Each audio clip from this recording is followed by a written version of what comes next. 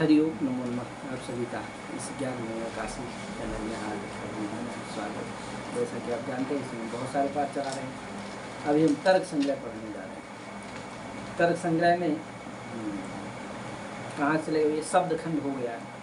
शब्द खंड के आगे क्या है? अयथार्थानुभवस्त्रिविधा। ये आया अयथार्थानुभव। यथार्थानुभव पीछे आ चुका है, लेकिन तद्वत प्रकार का ज्ञान यथार्थानुभव, लेकिन तद्वत प्रकार का ज्ञान जो होता है तो क्या होता है? यथार्थानुभव होता है, लेकिन ये पीछे इसका निरूपण हो चुका है। अब आया अयथार्थानुभव, लेकिन यथार्थानुभव को ही प्रमा कहते हैं और अयथार्थानुभव को अप्रमा कहते हैं। अभी मूल पढ़ा रहे भैया, विशेष नहीं। कभी फिर लेकर के चलेंगे प्रतिकृत और न्याय बोध न्याय को लेकर के चलेंगे। अभी मूल केवल साधारण ज्ञान हो जाए सभी को, सामान्यता पदार्थों का, तत्वों का, इस दृष्टि से मूल पढ़ा रहे हैं। तो यथार्थानुभव को ही क्या कहते हैं? प्रमा।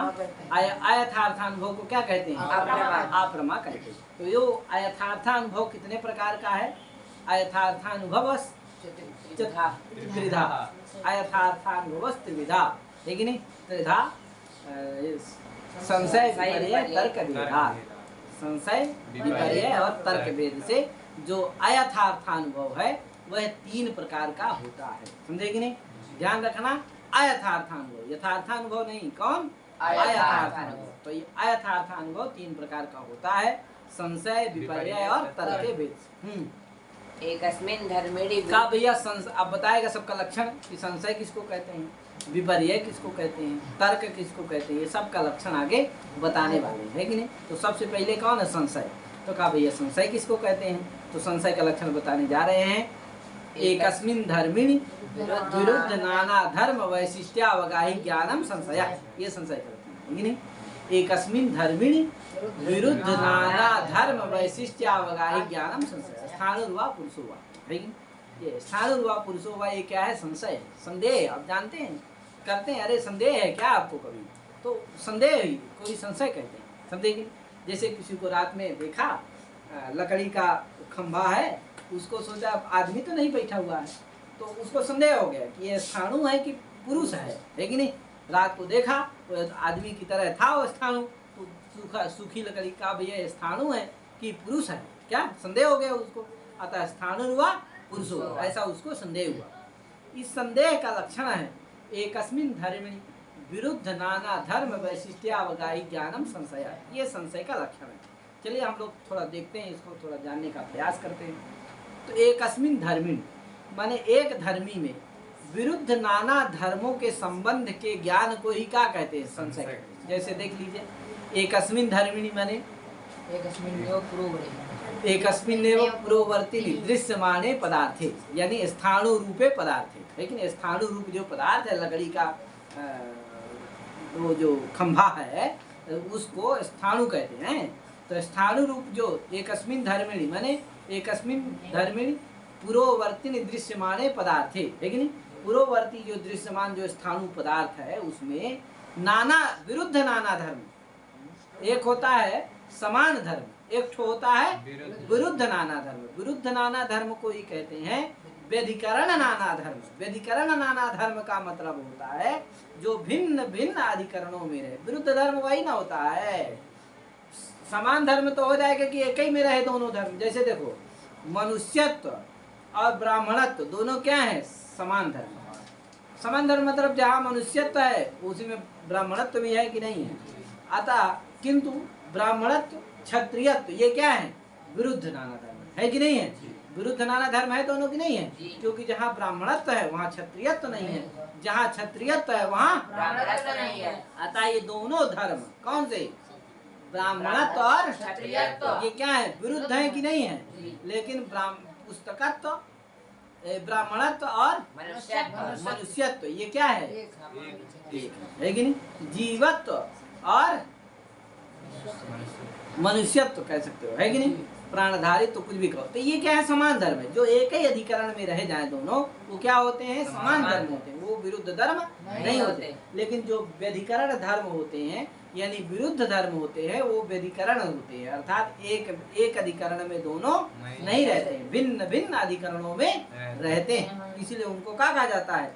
व्यधिकरण धर्म कहा जाता है, विरुद्ध धर्म कहा जाता है। समझे कि नहीं? क्योंकि जो विरुद्ध धर्म होते हैं वो एक अधिकरण में नहीं, वो क्या होते हैं? कहाँ कहाँ रहते हैं? अलग अलग भिन्न भिन्न अधिकरणों में रहते हैं।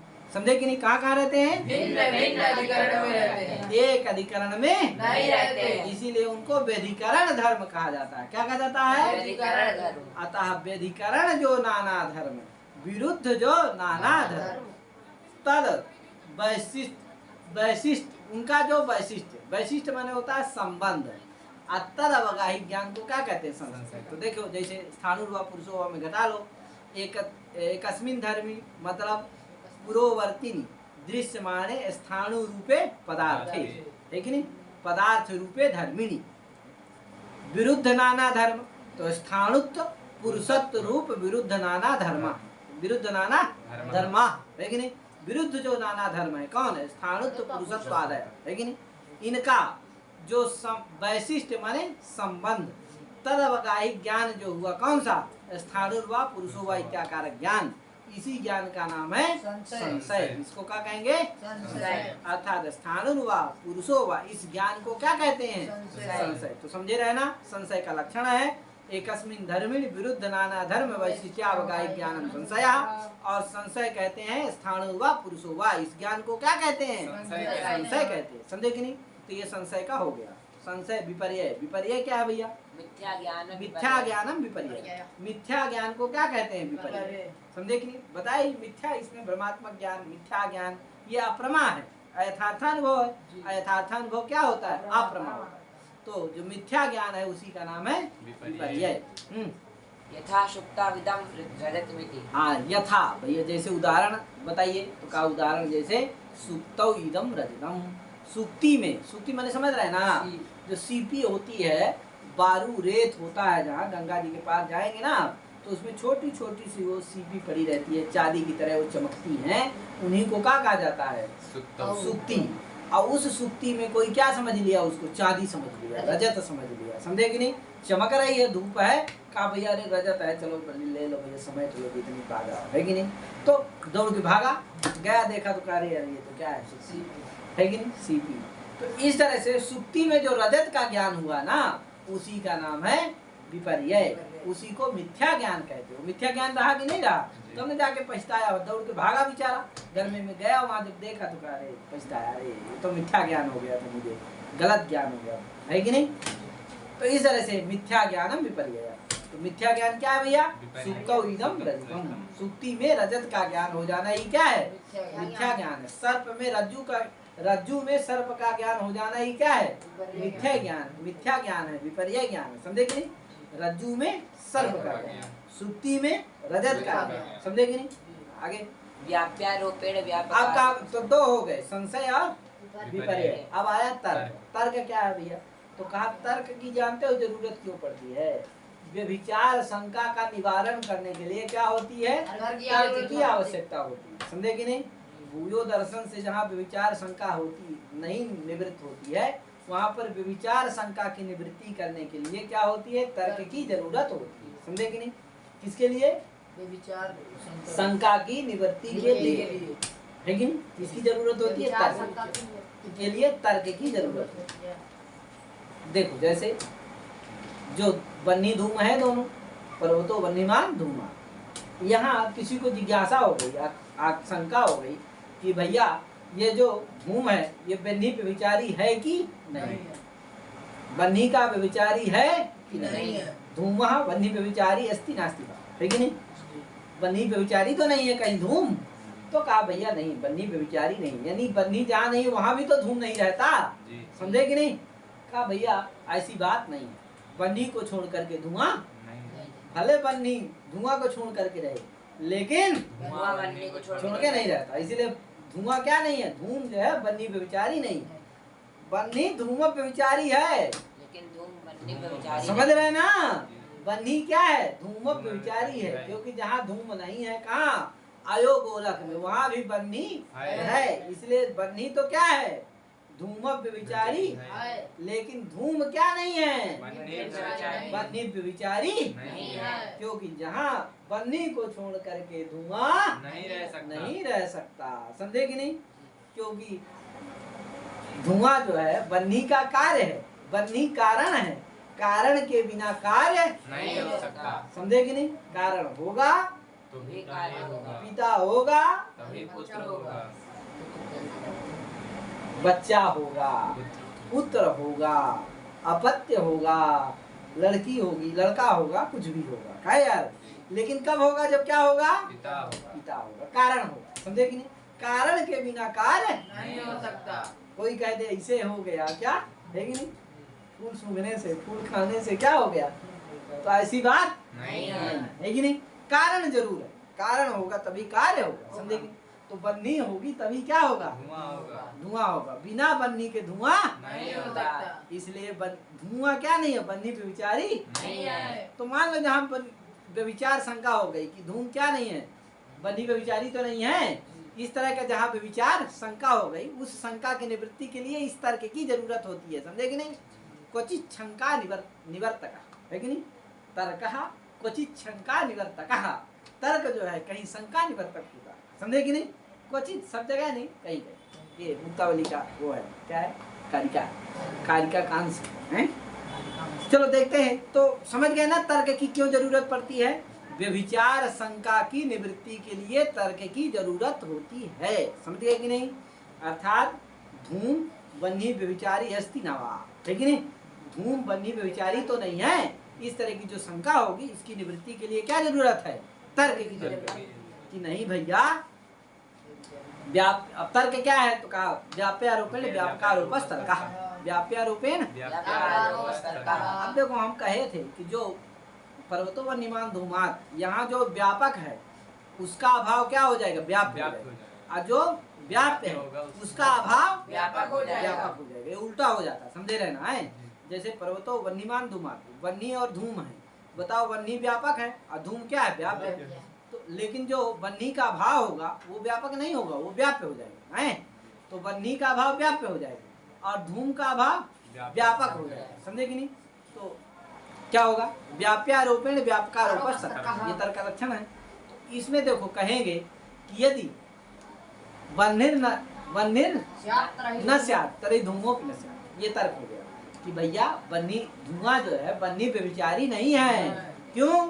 यदि वन्निर न स्यात् तर्हि धूमोऽपि न स्यात्, यदि वन्नी नहीं होता तो धुआं भी नहीं होता। क्यों? क्योंकि वन्नी कारण है और धुआं कार्य है, कारण के बिना कार्य नहीं होता। इसलिए बिना बन्नी के धुआं नहीं रह सकता है।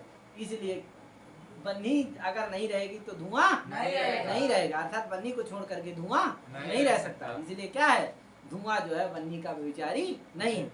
अतः यदि वन्निर न स्यात् तर्हि धूमोऽपि न स्यात्। समझे कि नहीं? अतः यही क्या है? व्याप्यारोपेण व्यापकारोपः तर्क है। अतः तर्क के द्वारा व्यभिचार शंका की निवृत्ति होती है। समझे कि नहीं? चलो और फिर कभी बताएंगे, पद की तैयारी पढ़ाएंगे तो बताएंगे। चलिए आगे चलते हैं। तो तीनों हो गया ना? क्या क्या? संशय विपर्य तर्क, यानी यथार्थानुभव के तीनों हो गए। आगे चलते हैं। स्मृतिरपि दुविधा। अब आया स्मृति। तो कहा भैया स्मृति भी दो प्रकार की होती है। कौन कौन? यथार्थ स्मृति देखो यथार्थ भी होती है और अयथार्थ भी होती है। समझे कि नहीं? स्मृति क्या होती है? दो प्रकार की, यथार्थ स्मृति और अयथार्थ स्मृति। हाँ, प्रमाजन्य यथार्थ, अप्रमाजन्य अयथार्थ। स्वाभाविक बात है, जो प्रमाजन्य होगी वो यथार्थ होगी और जो अप्रमाजन्य होगी अयथार्थ। यानी प्रमात्मक स्मृति जो होगी उसको यथार्थ कहेंगे और जो अप्रमाजन्य होगी, प्रमा से जन्य नहीं होगी, अप्रमात्मक होगी, उसको क्या कहेंगे? अयथार्थ स्मृति कहेंगे। समझे कि नहीं? तो यथार्थ स्मृति प्रमाजन्य और अयथार्थ स्मृति अप्रमाजन्य। सर्वेषाम् अनुकूलतया वेदनीयं सुखम्। अब आया सुख। सुख का लक्षण है। सुख किसको कहते हैं? दुख किसको कहते हैं? तो कहा सुख का लक्षण है सर्वेषाम् अनुकूल वेदनीयम सुख। कहा सभी के अनुकूल जो रहे उसी का नाम है सुख, और जो प्रतिकूल हो जाए उसी का नाम है दुख। समझे कि नहीं? हमारे अनुकूल कोई चल रहा है तो कहेंगे हमको बड़ा सुख रहेगा, अरे भैया हमारा चेला है, हमारे अनुसार चल रहा है। क्या यार? पुत्र है, बाप के अनुसार चलता है तब तो उसको बड़ा सुख है, अरे यार बच्चा हमारा बड़ा आज्ञाकारी है, बड़ा अच्छा है। मैं कहता हूँ यहाँ बेटा खड़ा रहो तो बेटा खड़ा रहता है, यहाँ कहता हूँ चल बेटा तो चल देता है, यहाँ कहता हूँ जिस दिन उसकी शादी हो गई और पत्नी के अनुसार चलने लगा तो बाप को क्या हो जाता है, मम्मी को दुख हो जाता है। क्यों? क्योंकि भाई अब मेरे अनुसार नहीं चलता, अनुकूल मेरे नहीं रह गया, अब तो पत्नी के अनुकूल हो गया, मेरे क्या हो गया, प्रतिकूल हो गया। अतः पिता के प्रतिकूल हो गया, पत्नी के अनुकूल हो गया, तो सुख किसको हो गया, पत्नी को। और दुख किसको हो गया, माता पिता, क्योंकि माता पिता के प्रतिकूल हो गया और पत्नी के अनुकूल हो गया, तो सुख कहीं चला गया और दुख कहीं आ गया। समझे कि नहीं? तो ये सुख दुख परिवर्तनशील है, समझे कि नहीं? तो इसलिए क्या करो, सर्वेशम, सभी नहीं होते ऐसे, कुछ होते हैं, समझे कि नहीं? कुछ होते हैं बेचारे इधर भी एडजस्ट किए रहते हैं, उधर भी एडजस्ट किए रहते हैं, तो दोनों सुख रहते हैं। क्या यार, आधे ही आधा रहे लेकिन रह जाते हैं। कुछ क्या होते हैं पूरी तरह से छोड़ देते हैं। क्या, जाओ मैं किसी को सुख दूंगा, किसी को दुख नहीं दूंगा, लेकिन सुख भी नहीं दूंगा। कहे अब वो सुख नहीं दूंगा तो स्वाभाविक बात है दुख ही होता है। कहे यार वृद्धावस्था में तो कुछ सहारा नहीं है, वही लड़का वह सहारा था, वो क्या कर दिया, गड़बड़ा दिया, क्या होना है, दुख ही होना है। तो जान गए ना, सर्वेशम अनुकूल वेदनीयम सुखम, अब प्रतिकूल वेदनीयम दुखम। सर अनुकूल रहे उसको सुख कहते हैं, प्रतिकूल हो जाए वही क्या है, दुख। आगे इच्छा कामा। भैया इच्छा क्या चीज है, तो कहा इच्छा कामा, इच्छा ही काम है, समझो इच्छा ही ये बवंडर है। और क्या, इच्छा, गाड़ी की इच्छा होना, इतने पैसे की इच्छा हो जाना, कोई करोड़पति है तो सोचता है अरबपति बन जाएगा, अरबपति है तो और सब क्या है, ये इच्छा ही क्या है, काम। समझे कि नहीं? इच्छा निवृत्त हुई, समझो कि काम है कि नहीं, फिर मोक्ष की साधना में लग जाता है। समझे कि नहीं? तो इच्छा काम, इच्छा ही क्या है, काम। आगे क्रोधो द्वेषः। का क्रोध का चीज है भैया, तो कहा क्रोधो द्वेषः, क्रोध कहते हैं द्वेष, है कि नहीं? द्वेष को ही क्रोध कहते हैं। कृति प्रयत्नः। कृति प्रयत्न, कृति क्या चीज है, तो कृति प्रयत्न को कहते हैं, कुछ करने को जो यत्न करते हैं हम, उसी का नाम है कृति, उसी का नाम है प्रयत्न।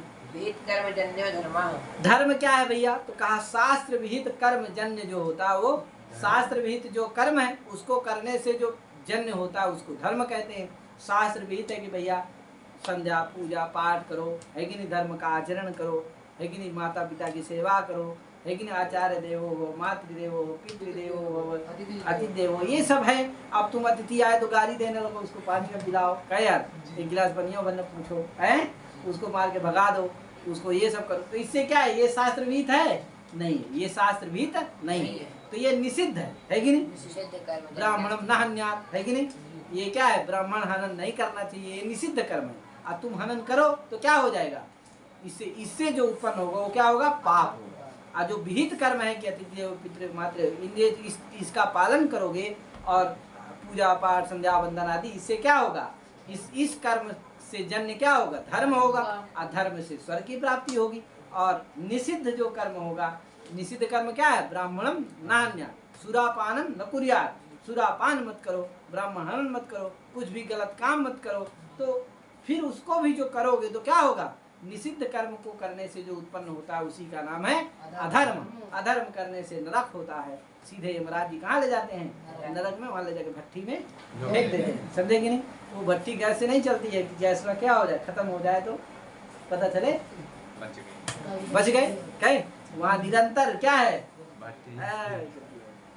हाँ चलो आगे। बुद्ध्यादेष्टावात्ममात्र विशेषण गुणा। तो ये हो गया क्या, सुख दुख, इच्छा, क्रोध, धर्म अधर्म सब हो गया है। आगे कृति प्रयत्न सब हो गया। आगे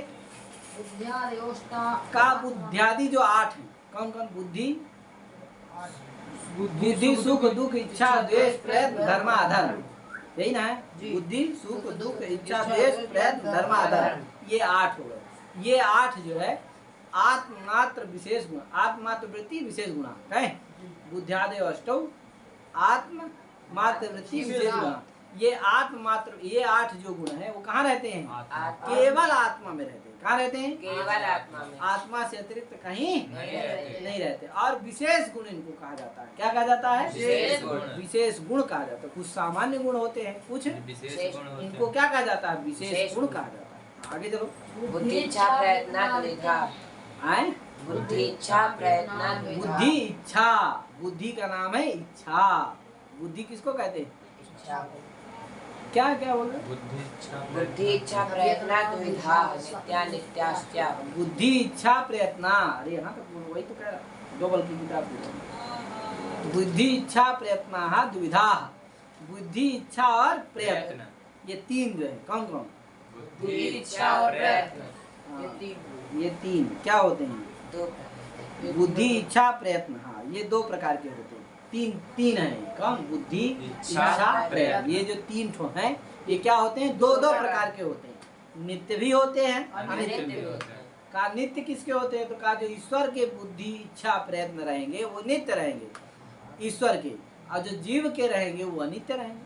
समझे कि नहीं? क्योंकि जीव की इच्छा बदलती रहती है, कभी गाड़ी की हो गई, कभी दुपहिया में नाना प्रकार की गाड़ी है, कभी बुलेट की हो गई, कभी फोर व्हीलर की इच्छा हो गई, कभी किसी की इच्छा हो गई, क्या यार, तो कभी प्लेने की इच्छा हो गई है। तो बुद्धि की, आदमी की जो इच्छा है, जीव की इच्छा है, वो नाना प्रकार की हर क्षण बदलती रहती है कि नहीं? इसीलिए वो अनित्य है। ईश्वर की इच्छा नित्य, क्योंकि उसकी इच्छा बस एक होती है, आत्मचिंतन में, बस अपने चिंतन में लगाते हैं। क्या है? बस और कुछ नहीं, क्योंकि वो तृप्त है सबसे। क्या है? तृप्त है। वो माया फेंका हुआ थोड़ा सा ऐसा किया हुआ, जिससे जीव क्या रहे? व्यस्त रहे। जो अज्ञानी जीव है, क्या, जो ज्ञानी जीव है वो तो तत्व में लग जाता है, कहे, लेकिन जो ज्ञानी जीव है वो लगा रहता है मकान ये, लास्ट में फिर क्या हो जाना? चले जाना। क्या एक दिन चलो आगे चलो, आगे चलो, जाने दो तत्व की बातें। संस्कार त्रिविधा। संस्कार जो है तीन प्रकार का होता है भैया। संस्कार त्रिविधा, संस्कार कितने प्रकार का होता है? तीन प्रकार का। वेगो, भावना, स्थिति स्थापक। गए? वेग, भावना और स्थिति स्थापक, ये तीन प्रकार का संस्कार होता है कि नहीं? वेगो, भावना, स्थिति स्थापक। हाँ आगे। वेग कहाँ रहता है? तो कहा भैया वेग का तो पृथ्वी में रहता है, और पृथ्व्यादि चतुष्टय, पृथ्वी जल तेज और मन, पृथ्व्यादि चतुष्टय। हाँ, पृथ्वी जल तेज वायु, वायु में भीतर रहता है, वायु यहाँ तुरंत वहाँ पहुँच जाती है, कहे यार। तो पृथ्व्यादि चतुष्टय, जल यहाँ, जल भागते भागते वहाँ पहुँच जाता है, कहे। पृथ्वी भी ऐसे। तो पृथ्वी जल तेज, हम लोग क्या है? पार्थिव शरीर है, कहाँ से कहाँ भाग जाते हैं, इधर से उधर, कहे यार, नहीं भाग जाते हैं। आज यहाँ है, कल वहाँ, अभी यहाँ बैठे हैं, कुछ देर में नीचे भाग जाएंगे, कहे। कुछ देर पहले कहाँ, कितने मंजिला ऊपर रहते हैं, कुछ नीचे भाग जाते हैं। हम लोग बेस्थायी थोड़ी है, क्या करते रहते हैं? भागते रहते हैं। तो वेग है तभी ना भाग रहे हैं, कहे यार। वेग ना हो तो भाग पाएंगे? हाँ, इसलिए पृथ्वी में भी रहता है, जल में भी रहता है, तेज में भी रहता है। अग्नि देखो कहाँ से कहाँ पहुँच जाती है, लगा दो आगे यहाँ, खुर से कहाँ पहुँच जाएगी? बुलाना पड़ेगा वो, क्या, अरे वो आगे लगी जाती है शहरों में, तो आती है कौन? मशीनियाँ होती है, फायर ब्रिगेड, क्या आती है, तो वो मशीन आती है, तो क्या करती है? है यार। तो इस तरह से ये इसमें होता है कि नहीं होता है? जल में देखो, जल कितना तेज भागता है भैया, बाढ़ का जल गांव को उजाड़ देता है, शहरों को उजाड़ देता है, क्या है कि नहीं? तो इनमें सब में वेग है कि नहीं है? मन में देखो, अरे राम देव, मन जैसा तो वेग ही किसी में नहीं है, क्या है कि नहीं? मन बंद करो, सोचो अमेरिका, तो अमेरिका में पहुंच गया, क्या है कि नहीं? यहीं से बैठे बैठे एक सेकंड भी नहीं लगा, क्या, कहाँ से कहाँ, इतना तो कोई नहीं भागता, इतना न जल न पृथ्वी न कोई, किसी की गति नहीं है, इतना वेग किसी में नहीं, जितना वेग किस में है? मन में। मन तो इतना भागता है तीव्र गति से, है कि नहीं? कई लाखों करोड़ों किलोमीटर क्या हो जाता है? एक सेकंड में, एक सेकंड भी नहीं लगता, तय कर देता है, कहे। तो मन का वेग है। तो इस तरह से इनमें सब में क्या रहता है? वेग रहता है। किस किस में रहता है? पृथ्व्यादि चतुष्टय और मनोवृत्ति। पृथ्व्यादि चारों में, पृथ्वी जल तेज वायु और मन, इन पांच में क्या रहता है? वेग रहता है, ध्यान रखना। तो वेगो, भावना, आगे आया भावना, आगे चलो। भावना, ये भावना क्या चीज है भैया, और कहाँ रहता है? तो कहा भावना आत्मात्र वृत्ति ही, का भावना जो है आत्मात्र में रहता है, आत्मा ही भर में रहता है और कहीं नहीं रहता, क्या? आत्मा कहाँ रहता है? भावना आत्मात्म, आत्मात्म। ध्यान रखना, वेग 4 में रहा और 5 में रहा। वेग कहाँ रहा? 5 में, पृथ्व्यादि चतुष्टय और मन। तो वेग जो है 5 में रहा और भावना केवल आत्मा में, आत्मा में रही। समझे कि नहीं? चलो क्या हुआ? भावना का लक्षण क्या है? तो कहा अनुभवजन्या स्मृति हेतु भावना। है कि नहीं? का भैया अनुभव जन्यत्व सती स्मृति हेतुत्व भावना या लक्षण, समझे कि नहीं? जो अनुभव से जन्य हो और स्मृति का हेतु हो उसी का नाम है भावना। स्मृति का जो कारण हो, स्मृति होती है ना स्वयं देवदत्ता, अरे वही वाला देवदत्ता है, समझे कि नहीं? तो ये जो स्मृति हुई, इस स्मृति का जो हेतु है उसी का नाम है भावना, समझे कि नहीं? तो स्मृति हेतुत्वेन भावनाया अनुमानं क्रियते, समझे कि नहीं? स्मृति हेतुत्वेन भावना का क्या करते हैं? अनुमान करते हैं, समझे कि नहीं? अतः जो अनुभव जन, तो भावना क्या होती है? अनुभव से जन्य होती है और स्मृति का कारण होता है, वही है भावना, समझे कि नहीं? तो अनुभव जन्यत्वे सति स्मृति कारणत्वम भावनाया क्या लक्षण हुआ? अनुभव जन्यत्वे सति स्मृति हेतुत्वम भावनाया लक्षणम, समझे कि नहीं? कहाँ रहता है भावना? आत्मा, केवल भावना कहाँ रहती है? आत्मा। आगे चलो। अन्यथा कृता पुनस्तादवस्थापादकः स्थित स्थापक, अब आया स्थित स्थापक। संस्कार के दो हो गए, कौन? वेगो भावना। अब आया स्थित स्थापक। तो स्थिति स्थापक, स्थिति स्थापक का लक्षण है अन्यथा कृतस्य पुनस्तदवस्थापादकः स्थित स्थापक, अर्थात स्थिति का जो स्थापक हो उसी का नाम क्या है? अवस्थान्तर जो प्राप्त हो उसको फिर से उसी रूप में ला देना, इसी का नाम क्या है? स्थित स्थापक। इसका लक्षण है स्थित स्थापक का लक्षण है कहाँ में रहता है? कटादि पृथ्वी वृत्ति, पृथ्वी मात्र में रहता है। कहाँ रहता है? पृथ्वी मात्र में। कटादि पृथ्वी मात्र में रहता है, समझे कि नहीं? इसका लक्षण है पृथ्वी मात्र संवेतत्व समानाधिकरण संस्कारत्व व्याप्य जातिमत्वम स्थित स्थापक से लक्षणम, समझे कि नहीं? पृथ्वी मात्र संवेतत्व समानाधिकरण, जो पृथ्वी मात्र में समवेत हो और संस्कारत्व व्याप्य जाति वाला, उसी का नाम है स्थित स्थापक। संस्कारत्व व्याप्य जाति मत्तम कहोगे तो संस्कारत्व व्याप्य जाति मत दोनों हो जाएंगे। वो कौन कौन? वेग और भावना, ये भी हो जाएंगे, समझे कि नहीं? संस्कारत्व व्याप्य जाति मत कौन हो जाएंगे? संस्कारत्व व्याप्य जातियां तीन ठो हैं, कौन कौन? वेगत्व, भावनात्व और स्थापकत्व, तीन ठो ये क्या है? संस्कारत्व व्याप्य जाति है, समझे कि नहीं? संस्कारत्व व्याप्य जाति क्या है? नहीं है, संस्कारत्व तो तीनों में है और उससे व्याप्य जाति क्या हो गई? भावनात्व। तो संस्कारत्व व्याप्य जाति मत तो तीनों में है कि नहीं? तो तीनों स्थित स्थापक कहे जाने लगेंगे। इसीलिए क्या कहा? पृथ्वी मात्र संवेतत्व समानाधिकरण का, कि जो पृथ्वी मात्र में समवेत हो, मात्र में समवेत हो तत्समानाधिकरण जो संस्कारत्व व्याप्य जाति वाला भी हो। तो पृथ्वी मात्र में समवेत कौन है? यही भरना है। और वो तो पांचों में समवेत है, कौन? वेग। और वो आत्मा, वो पृथ्वी में है या नहीं है? कहाँ है? आत्मा में है, वो पृथ्वी में समवेत ही नहीं है। तो ऐसा एक ही ना है जो पृथ्वी मात्र में समवेत हो और संस्कारत्व व्याप्य जाति वाला भी हो, समझे कि नहीं? संस्कारत्व व्याप्य जाति वाला भी हो अब पृथ्वी मात्र में जो समवेत भी, ऐसा कौन है? केवल बाकी दोनों हैं। वेग है, भावना है, वेग क्यों नहीं है? पांच में रहता है। हाँ, पृथ्वी मात्र संवेतत्व उसमें नहीं है। क्या नहीं है? पृथ्वी मात्र संवेतत्व है। संस्कारत्व व्याप्य जाति मत तो है, लेकिन क्या नहीं है? पृथ्वी मात्र संवेतत्व नहीं, पृथ्वी मात्र समवेतत्व नहीं, समझे कि नहीं? इसलिए वो नहीं लिया जाएगा।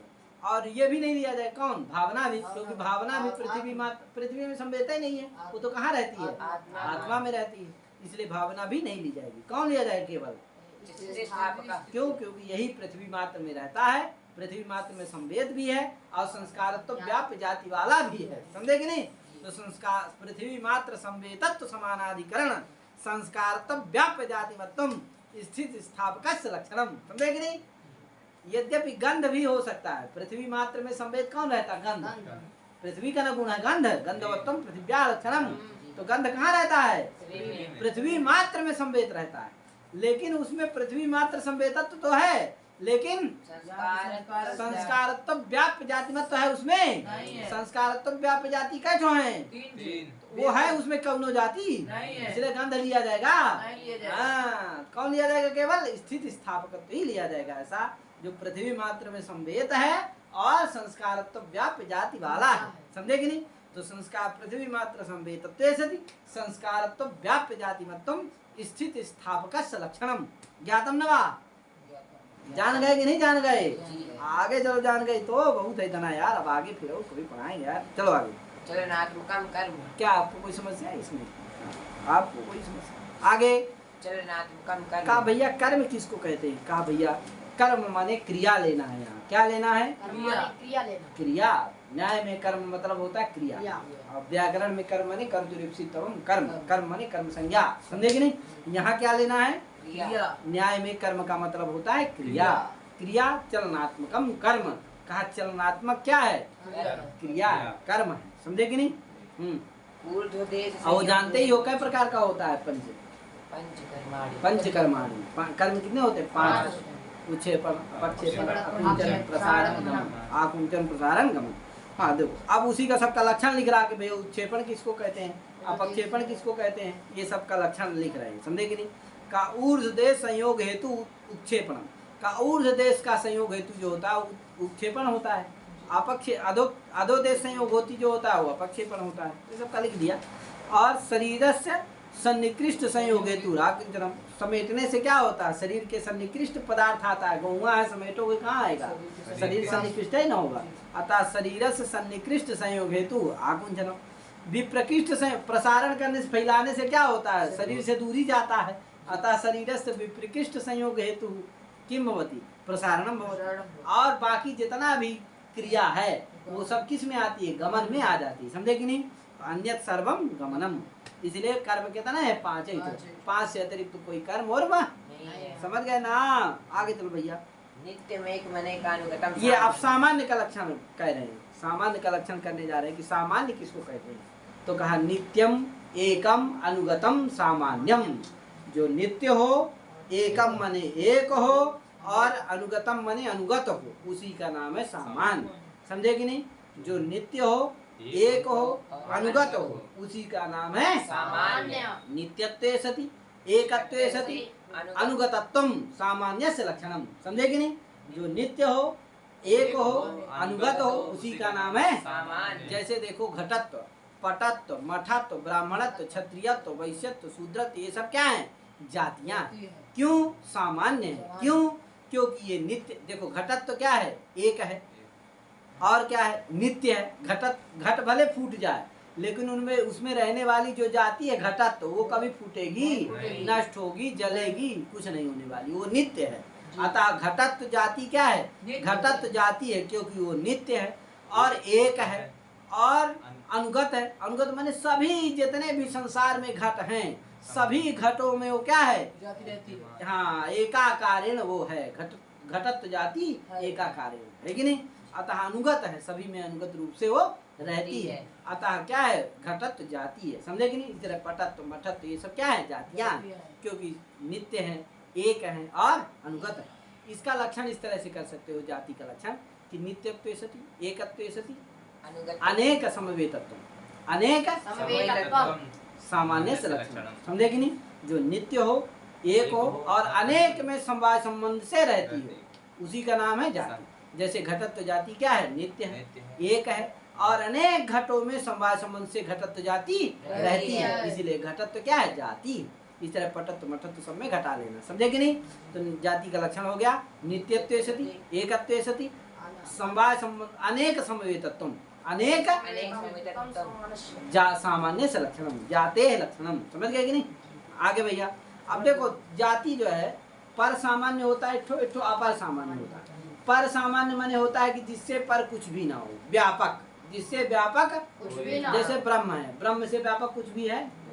उस तरह जाति भी एक ऐसी है जिससे पर व्यापक कोई जाति नहीं। कहा उसी जाति हो। कहा सत्ता। कहा भैया सत्ता ऐसी जाति है कि जितने भी संसार में पदार्थ हैं सभी में क्या है? सत्ता जाति रहती है। अतः सत्ता से व्यापक कोई जाति नहीं है। जितने भी जातियां हैं और तो सब सत्ता से छोटी है।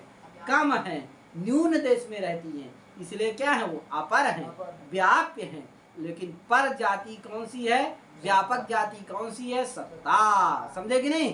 अद्रव्यत्व, घटत्व, पटत्व, मठत्व, ब्राह्मणत्व, ये सब कौन सी जातियां हैं, अपर जातियां हैं। समझे कि नहीं? अपर सामान्य है, पर सामान्य नहीं। समझ गए ना?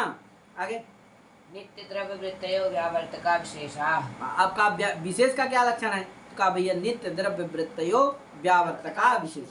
का जो नित्य द्रव्य में वृत्ति हो और व्यावर्तक हो उसी का नाम है विशेष। आगे नित्य संबंध समवाय। कहा भैया नित्य संबंध को समवाय कहते हैं। नित्य संबंधा समवाय, नित्य संबंध को समवाय। ये हम उसमें भी पढ़ा रहे हैं, तर्क भाषा में पढ़ाए हैं प्रत्यक्ष में, आप उसमें देख सकते हो अच्छे से। आयुष सिद्ध वगैरह का लक्षण वगैरह हम नहीं बताएंगे इसमें, उसमें सब लिखा हुआ है। अब ये थोड़ा ध्यान दे दो, आयुष सिद्ध जो ये नित्य संबंधा समवाय, नित्य संबंध को समवाय कहते हैं। ये समवाय संबंध किसका होता है? तो आयुष सिद्ध वृत्ति, जो आयुष सिद्ध होते हैं उन्हीं का समवाय संबंध होता है। समझे कि नहीं?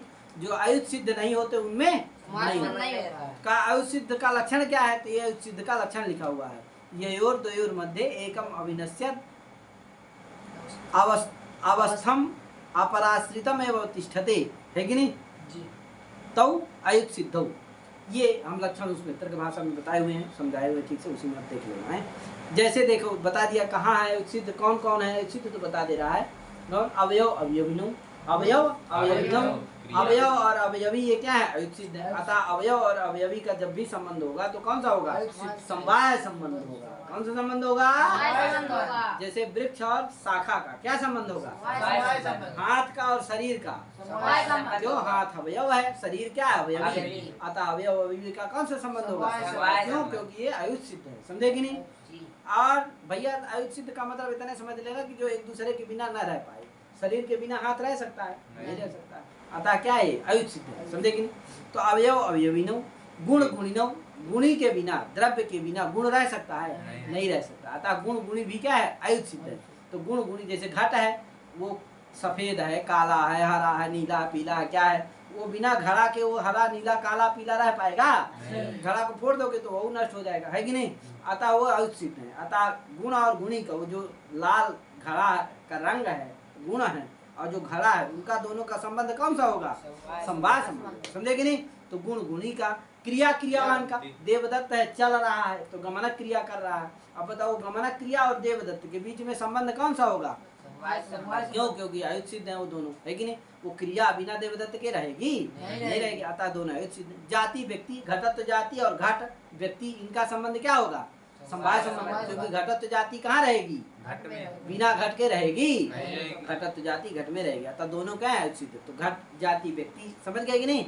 अब विशेष और नित्य द्रव्य, इनका भी क्या संबंध होता है? समवाय संबंध होता है। सिद्ध। समझे कि नहीं?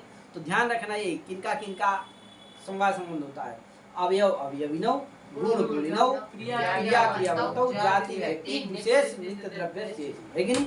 विशेष और नित्य द्रव्य, इनका क्या होता है? कै ठो है ये? 5 ठो शायद, 5 ठो का क्या होता है? समवाय संबंध होता है। समझे कि नहीं? ये ध्यान रखिएगा, परीक्षा में पूछा जाता है। अनादि शांत। अब आए प्राग भाव। प्राग भाव का लक्षण क्या है? तो कहा अनादि शांता प्राग भाव। वो कहा जो अनादि हो और शांत हो उसी का नाम है प्राग भाव। देखो यहाँ पुस्तक नहीं है, अतः पुस्तक क्या है? प्राग भाव, अभाव है इसका। जैसे यहाँ पुस्तक रख दिए, क्या हो गया? प्राग भाव खत्म कि नहीं? तो इसका मतलब ये यहाँ पुस्तक का प्राग भाव न जाने कब से था। समझे कि नहीं? अनादि था, लेकिन जैसे पुस्तक रख दिए तो प्राग भाव क्या हो गया? उसका नष्ट हो गया। तो बताओ प्राग भाव का अंत तो हो गया कि नहीं हो गया? प्राग भाव नष्ट हो गया कि नहीं हो गया? पुस्तक आने के बाद, कार्य उत्पत्ति के बाद। लेकिन कार्य जब तक नहीं था तब तक क्या था? प्राग भाव था। और जैसे कार्य हुआ वैसे नष्ट हो गया। अतः प्राग भाव अनादि तो है लेकिन शांत है, अर्थात उसका नाश होने वाला है। कार्य की उत्पत्ति होती है तो उसका नाश हो जाता है। समझे कि नहीं? अतः प्राग भाव क्या है? अनादि है और शांत है। समझे कि नहीं? इसका मतलब प्राग भाव कहाँ रहता है? कार्य की उत्पत्ति के पहले रहेगा कि कार्य की उत्पत्ति के बाद रहेगा? कार्य की उत्पत्ति के पहले रहेगा। कार्य की उत्पत्ति के बाद तो उसका नाश हो जाएगा। समझे कि नहीं? तो प्राग भाव कहाँ रहता है? कार्य उत्पत्ति के पहले। तो उत्पत्ति कार्य, उत्पत्ति पूर्वम कार्यस्य, उत्पत्ति पूर्वम कार्य। कार्य की उत्पत्ति के पहले क्या रहता है? प्राग भाव रहता है। जान गए ना? अनादि शांता प्रागभाव। आगे साधिरन्तः साधिरंता प्रध्वंस। अब आया प्राग भाव प्रध्वंसा भाव। प्रध्वंसा भाव का क्या लक्षण है? तो कहा भैया प्रध्वंसा भाव कहते हैं साधिरंता प्रध्वंसा। कहा प्रध्वंसा भाव साधी है तो, है कि नहीं, उसका आदि हो माने उत्पत्ति होती है। प्रध्वंसा भाव की उत्पत्ति होती है और वो अनंत है, वो उसका अंत नहीं होता है, वो अनंत है। समझे कि नहीं, उसका अंत नहीं होता। का भैया जैसे प्रध्वंसा भाव। अब मान लो घट बन गया, घट बन गया, आ गया यहाँ, अब मार दिया उस घट में लाठी तो घट क्या हो गया? फूट गया। अब घट का क्या हो गया? प्रध्वंस हो गया। घट का क्या हो गया? प्रध्वंसा भाव हो गया। क्या हो गया? प्रध्वंसा भाव। अब बताओ, अब वो प्रध्वंसा भाव न जाने वो घट दोबारा थोड़ी लौट के आएगा, दूसरा घट भले आ जाए लेकिन वो घट आएगा तो घट, अब वो प्रध्वंसा भाव क्या रहेगा? उसका अनंत काल तक रहेगा। अतः प्रध्वंसा भाव क्या हो गया? अनंत हो गया कि नहीं हो गया? और उत्पन्न हुआ कि नहीं हुआ? घट आया, जब उसको मारे, लाठिया मारे तब ना वो फूटा, तब ना उसका प्रध्वंस हुआ है। अतः उसका प्रध्वंसा भाव का क्या हुआ? उत्पत्ति हुई कि नहीं हुई? उत्पत्ति हो गई लेकिन उसका अंत नहीं होने वाला, इसलिए वो अनंत है। समझे कि नहीं? तो इसलिए उत्पत्ति वाला है और अनंत है। समझे कि नहीं? प्रध्वंसा भाव उत्पत्ति वाला है यदि शादी है और अनंत। समझ गए कि नहीं? होगा कब ये प्रध्वंसा भाव? कब होगा? जब कार्य हो जाएगा तब होगा कि कार्य की उत्पत्ति के पहले होगा? उत्पत्ति के बाद। उत्पत्ति के बाद। जब घट बन जाएगा, आ जाएगा, तब ना कोई लाठी मारेगा, तब तो उसका प्रध्वंसा भाव होगा। अतः कार्य के उत्पत्ति के बाद ही क्या होता है? समझे कि नहीं? आगे वही लिखा, उत्पत्ति अनंतरम कार्यस्य, कार्यस्य उत्पत्ति अनंतरम प्रध्वंसा भावो भवति। समझे कि नहीं? कार्य के उत्पत्ति के बाद ही क्या होता है? कार्य की उत्पत्ति के पहले तो क्या होता है? प्राग भाव। कार्य की उत्पत्ति के बाद अब आया क्या? अत्यंता भाव। का भैया अत्यंता भाव क्या लक्षण है? का त्रैकालिक संसर्गावच्छिन्न प्रतियोगिता का भाव अत्यंता भाव। कहीं कहीं संसर्ग की जगह संबंध रहता है तो त्रैकालिक संबंधावच्छिन्न प्रतियोगिता का भाव अत्यंता भाव। अर्थात तीनों काल में जिसका अभाव हो उसका नाम है अत्यंता भाव। है कि नहीं? घटो नास्ति इत्यादि से होता है। जैसे यथा भूतले घटो नास्ति, जैसे भूतल में घट नहीं है तो न था न है न रहेगा, इसलिए का घटो नास्ति। समझे कि नहीं? आगे अन्योन्या भाव का तादात्म्य संबंध है। जैसे घटे घटो घटा पटो न, तादात्म्य संबंधे न घटा पटो न, तादात्म्य संबंधे न घटा पटो न। अतः यहाँ तादात्म्य संबंधावच्छिन्न प्रतियोगिता का भाव है। समझे कि नहीं? इसलिए क्या हो गया? अन्योन्या भाव हो गया। समझे कि नहीं? घट क्या नहीं है? पट नहीं। तादात्म्य संबंध से घट क्या नहीं है? नहीं है। घट अलग चीज है, पट अलग चीज है। अतः घट तादात्म्य संबंधे न घटा पटो न। अतः ये जो अभाव है ये क्या है? तादात्म्य संबंधावच्छिन्न प्रतियोगिता का अभाव। क्या है? संयोग संबंधे न घटा पटो न कहोगे तब क्या होगा? घटो नास्ति कहोगे तब क्या होगा? संयोग संबंधावच्छिन्न प्रतियोगिता का अभाव। समझे कि नहीं? संयोग संबंधे न घटो नास्ति, ये अभाव कैसा है? संयोग संबंधावच्छिन्न प्रतियोगिता का अभाव। क्या है? संयोग संबंधावच्छिन्न प्रतियोगिता का भाव है। तादात्म्य संबंधे न घटा पटो न कहोगे तब क्या होगा? तादात्म्य संबंधावच्छिन्न प्रतियोगिता का भाव है। समझे कि नहीं? अतः तादात्म्य संबंधावच्छिन्न प्रतियोगिता का जो अभाव होता है उसी का नाम होता है अन्योन्या भाव। समझे कि नहीं? यथा घटा पटो न, वही मतलब तादात्म्य संबंधे न घटा पटो न। समझे कि नहीं?